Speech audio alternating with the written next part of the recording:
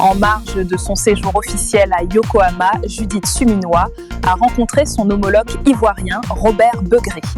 Les deux chefs de gouvernement ont échangé sur le renforcement des relations bilatérales et sur l'appui de la Côte d'Ivoire aux efforts de paix en RDC. Je vous propose de suivre un extrait de leur entretien. C'était important de pouvoir avoir cette rencontre avec Excellence Monsieur le Premier ministre de la Côte d'Ivoire, parce que ça nous a permis encore une fois de renforcer nos liens, les liens entre nos deux pays en échangeant. Nous avons parlé de la coopération bilatérale entre nos deux pays et nous nous sommes fixés pour tenir le plus rapidement possible la prochaine commission mixte qui va nous permettre d'avancer dans un certain nombre d'accords. Alors, quel est le sentiment que vous avez de vous rencontrer ici à Yokohama, hors du continent africain, pour parler des problèmes entre Africains?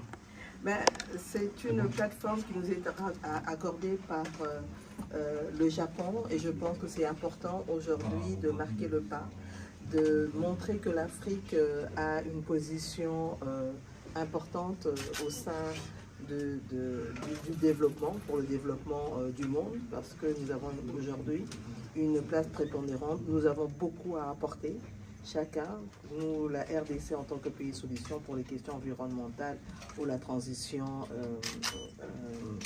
énergétique, mais la Côte d'Ivoire aussi, avec tout son potentiel au niveau de l'agriculture.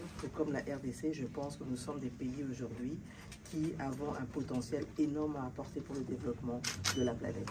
Monsieur le Premier ministre, est-ce qu'on va se tromper si on dit que ça a été un rendez-vous du donner et du recevoir avec votre... C'est un rendez-vous de partage parce que nous avons beaucoup de choses à partager en commun. La RDC est un pays majeur en Afrique et c'est toujours avec beaucoup de plaisir que nous échangeons sur les expériences que nous pouvons partager parce que nous avons beaucoup de choses à partager ensemble. Nous avons une configuration environnementale, géologique et économique qui nous permettent d'avoir des repérages qui projettent notre développement dans un contexte d'échange fraternel. C'est pourquoi la mobilisation de la commission mixte entre la Côte d'Ivoire et la RDC sera un atout majeur dans les échanges que nous avons envisagés. Monsieur le Premier ministre, le thème du TICAD 9 est co-créer des solutions pour l'Afrique. Alors est-ce que l'on peut, au regard de ce que vous avez dit, nous attendre à ce que Côte d'Ivoire et RDC joignent leur expérience pour apporter à cette co-création des solutions communes? Mais il est de notre intérêt de le faire parce qu'il n'y a pas de développement sans la paix. Et ce que nous demandons pour tous nos pays africains, c'est la paix, la stabilité, pour avoir l'opportunité de nous projeter dans des perspectives beaucoup plus heureuses pour nos populations.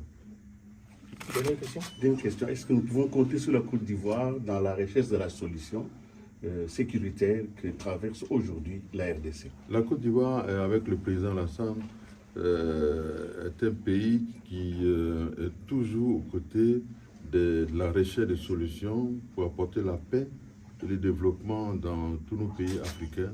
C'est pourquoi d'ailleurs, chez nous en Côte d'Ivoire, le président a encouragé la création de l'Académie de lutte contre le terrorisme, de sorte à ce que les pays africains soient dotés d'instruments humains et tactiques qui leur permettent d'affronter toutes les difficultés. Donc, ce que nous souhaitons pour tous les pays africains, c'est la paix et la stabilité. Et nous recherchons cela pour les pays amis comme la RDC et tous les pays qui sont voisins de la RDC. Merci, Excellence. Merci.